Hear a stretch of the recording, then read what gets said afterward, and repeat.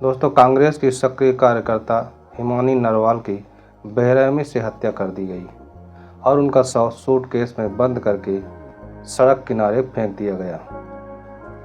इस घटना ने हिमानी के परिवार को पहले से ही दुखद कहानी को और गहरा कर दिया है।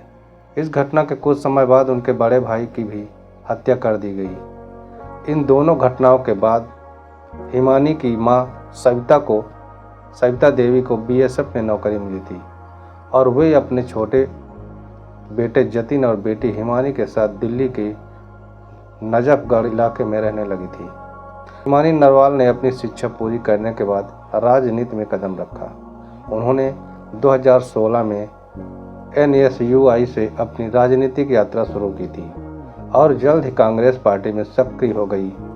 हाल ही में वे राहुल गांधी की भारत छोड़ो यात्रा में हरियाणवी परिधान में शामिल होकर चर्चा में आई थी। 1 मार्च 2025 को सांपला बस अड्डे के पास एक नीले रंग के सूटकेस में हिमानी का शव मिला था।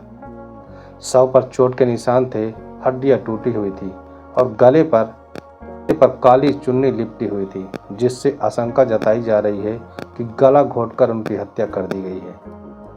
दोस्तों, पुलिस ने मामले की दर्ज कर जांच शुरू कर दी है, लेकिन अभी तक हत्या के पीछे के कारण का स्पष्ट नहीं हो पाया था। इस जघन्य हत्या के बाद कांग्रेस पार्टी ने विशेष जांच दल SIT के गठन की मांग की है। पार्टी नेताओं का कहना है कि हिमानी की हत्या के पीछे राजनीतिक साजिश हो सकती है, क्योंकि उनका राजनीतिक कद तेजी से बढ़ रहा था। हिमानी नरवाल की हत्या ने न केवल उनके परिवार को बल्कि समाज को झकझोर कर रख दिया। पुलिस की जांच जारी है और उम्मीद है कि जल्द ही दोषियों को कानून के कटघरे में लाया जाएगा, ताकि हिमानी उनके परिवार को न्याय मिल सके। हरियाणा के रोहतक जिले में कांग्रेस कार्यकर्ता हिमानी नरवाल की हत्या के मामले में पुलिस ने तेजी से कार्रवाई करते हुए मुख्य आरोपी सचिन को गिरफ्तार कर लिया है। सचिन से पूछताछ करने बाद एक चौंकाने वाली खुलासे की पुष्टि हुई है, जिससे इस हत्याकांड के पृष्ठभूमि और स्पष्ट हुई है। सचिन, जो झज्जर जिले का निवासी है और मोबाइल रिपेयरिंग की दुकान चलाता है, कि हिमानी से सोशल मीडिया के माध्यम से दोस्ती हो गई थी। पिछले 1.5 सालों से दोनों के बीच संपर्क था और सचिन अक्सर हिमानी के रोहतक स्थित घर आता जाता रहता था। 27 फरवरी 2025 की रात सचिन हिमानी के घर आया था, जहां दोनों के बीच किसी बात को लेकर झगड़ा हो गया था। इस दौरान सचिन ने मोबाइल चार्जर के तार से हिमानी का गला घोंटकर उसकी हत्या कर दी थी। हरियाणा के रोहतक में कांग्रेस कार्यकर्ता हिमानी नरवाल की हत्या का मामला काफ़ी चर्चा में है। पुलिस ने इस केस में सचिन नाम के इस शख्स को गिरफ्तार भी कर लिया है, जिसे 3 दिन की पुलिस हिरासत में भेजा गया है। सचिन पे आरोप है कि सचिन और हिमानी के बीच घर में किसी बात को लेकर जबरदस्त झगड़ा हुआ था। इसी दौरान गुस्से में आकर सचिन ने हिमानी का गला घोंटकर उसकी हत्या कर दी। इस खौफनाक वारदात के बाद सचिन ने शव को छुपाने की भी पूरी कोशिश की थी। उसने हिमानी के शव को एक सूटकेस में डाला और उसे लेकर रोहतक के सांपला बस स्टैंड के पास फेंक कर चला गया। जब ये मामला सामने आया तो इलाके में सनसनी फैल गई। पुलिस ने तेजी दिखाते हुए जांच की प्रक्रिया शुरू की और सबूतों के आधार पर सचिन को गिरफ्तार भी कर लिया। अब सचिन के इस मामले में गहराई से पूछताछ की जा रही है, ताकि हत्या की असली वजह और बाकी सच सामने आ सके। हरियाणा के रोहतक में कांग्रेस कार्यकर्ता हिमानी नरवाल की हत्या का मामला दिन ब दिन और सनसनीखेज होता जा रहा था। इस केस की गंभीरता को देखते हुए पुलिस ने एक विशेष जांच दल SIT का भी गठबंधन किया था, जो इस मामले की बारीकी से पड़ताल कर रहा है। हरियाणा के DGP KK राव ने बताया कि हत्या का आरोपी सचिन झज्जर जिले का रहने वाला है, जहां वो मोबाइल फ़ोन रिपेयरिंग की एक छोटी सी दुकान चलाता है। पुलिस ने उसे दिल्ली से गिरफ्तार कर भी लिया है, जहां वो छुपा हुआ था। पुलिस जांच में एक और चौंकाने बात सामने आई है। सचिन और हिमानी पिछले 1.5 साल से सोशल मीडिया के जरिए एक दूसरे के संपर्क में थे। दोनों के बीच काफ़ी बातचीत होती थी, लेकिन उनकी जान पहचान कब इतनी कड़वाहट में बदल गई, ये किसी को अंदाजा भी नहीं था।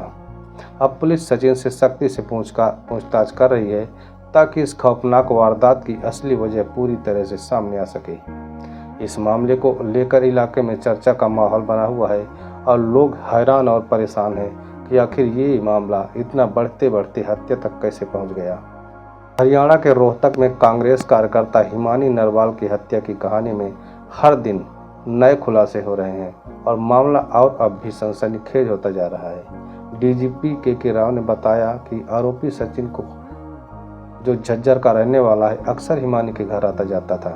हिमानी विजयनगर में अपने पुश्तैनी घर में अकेली रहती थी और यही बात शायद सचिन को और ज़्यादा नज़दीक लाने का मौका देती थी। दोनों की जान पहचान सोशल मीडिया पर हो ही चुकी थी, लेकिन धीरे धीरे मुलाकातों में इन दोनों का मिलन होने लगा था। 27 फरवरी को सचिन एक बार फिर हिमानी के घर आया। उस दिन दोनों के बीच किसी बात को लेकर जबरदस्त बहस हो गई।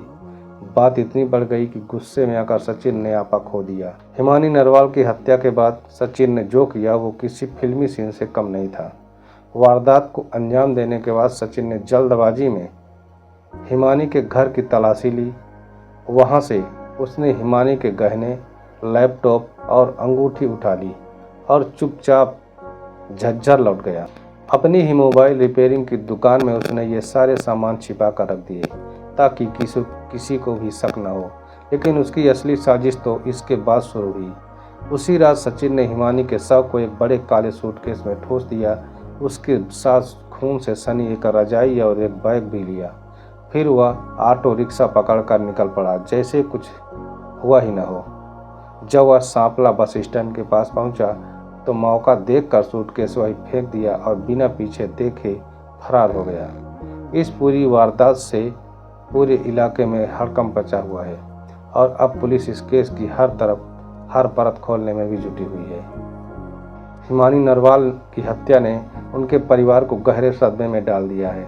इस दर्दनाक वारदात के बाद हिमानी के परिवार ने साफ ऐलान कर दिया था कि जब तक उनकी बेटी के कातिल को गिरफ्तार नहीं किया जाता तब तक वो उसका अंतिम संस्कार नहीं करेंगे। परिवार वालों का गुस्सा और बेबसी साफ झलक रही है। खास तौर पर उनकी मां सविता की हालत देखकर हर किसी की आंखें नम हो जाती हैं। वो अपनी बेटी को इंसाफ दिलाने के लिए किसी भी हद तक जाने को तैयार हैं।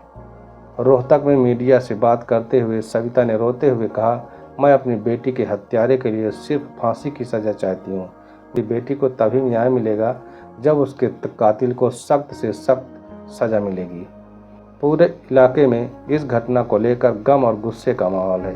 पड़ोसी और उनके रिश्तेदार भी परिवार के साथ खड़े हुए हैं और उसकी एक ही मांग है कि हिमानी को न्याय मिले और उसके कातिल को सज़ा दी जाए जो एक मिसाल बन सके। रोहतक में मीडिया से बात करते हुए सविता ने छलकती आंखों और कांपती आवाज़ में कहा, मैं अपनी बेटी के हत्यारे के लिए सिर्फ फांसी की सज़ा चाहती हूँ। जब तक उसे फांसी नहीं होगी मेरी बेटी की आत्मा को शांति ही नहीं मिलेगी। ये सुनकर वहाँ मौजूद हर शख्स की आंखें नम हो गई कि बेटी के साथ ऐसा हुआ क्या था।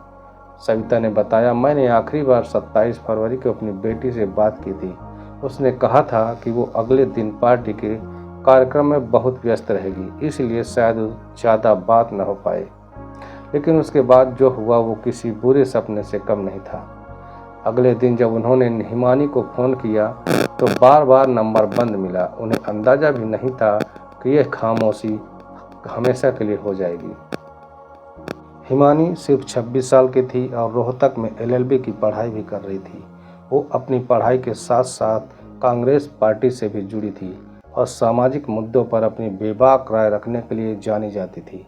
तो इस कहानी को सुनाने का उद्देश्य किसी को परेशान करना नहीं, किसी का दिल दुखाना नहीं, बल्कि आपको सचेत करना है, आपको जागरूक करना है। दोस्तों, ये कहानी आपको कैसी लगी कमेंट में अपनी राय हमें ज़रूर बताएं और अगर अभी तक हमारे चैनल को सब्सक्राइब नहीं किए हैं तो वीडियो को लाइक करके चैनल को हमारे सब्सक्राइब जरूर कर लीजिए। दोस्तों, मिलते हैं अगले नए वीडियो में। तब तक के लिए अपना ख्याल रखें। धन्यवाद।